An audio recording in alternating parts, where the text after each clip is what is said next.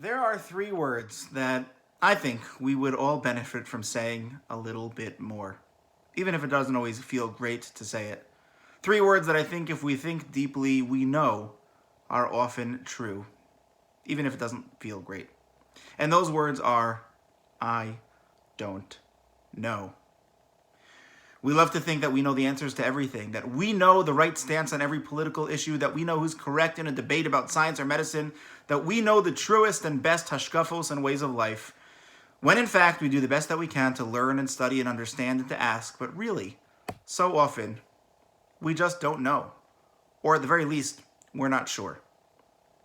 The Yevanim, the Greeks of the Hanukkah story, worshipped knowledge and understanding and science, and I think that might be one of the reasons that they despised Yiddishkeit so much. Let me explain what I mean. You know, we say in Al Hanisim, all 8 days of Hanukkah and benching and in Shmona Esrei, that the Malchus Yavan, the Greek authorities of the time, sought to do two things to Bnei Israel. Lehashkicham Torah Secha, to cause us to forget and to abandon the Torah, God forbid. And secondly, Leha'aviram Mechukei Ritzonecha, to remove us, to separate us from fulfilling Hashem's Chukim. Chukim, or a chok, is simply translated as a law or a mitzvah. But we know that a chok is something more than that it's a very specific type of mitzvah. As Rashi in Parshas Toldos and other places as well teaches, a chok is a mitzvah whose reason is something that cannot be understood by the limits of a human mind. Of course, the classic chok is a para aduma, zos chukas Torah, a mitzvah that we cannot even begin to understand or make sense of. But there are many mitzvos that are either chukim or have elements of a chok. This is what the Greeks so much resented.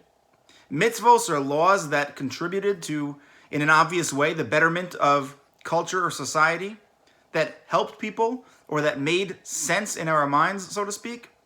They had no problem with that.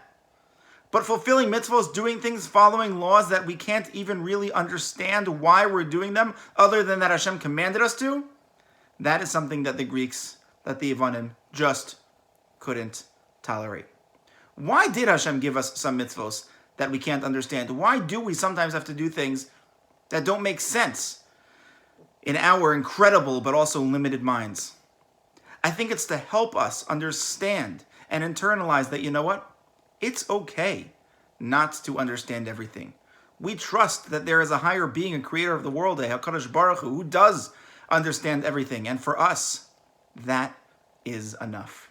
And that's something that we can bring into every aspect of our lives. We don't have to understand everything. We're humble enough and honest enough and true enough to be able to say that I'm always learning, I'm always asking, and I'm always growing. But sometimes it's okay to say, I just don't know.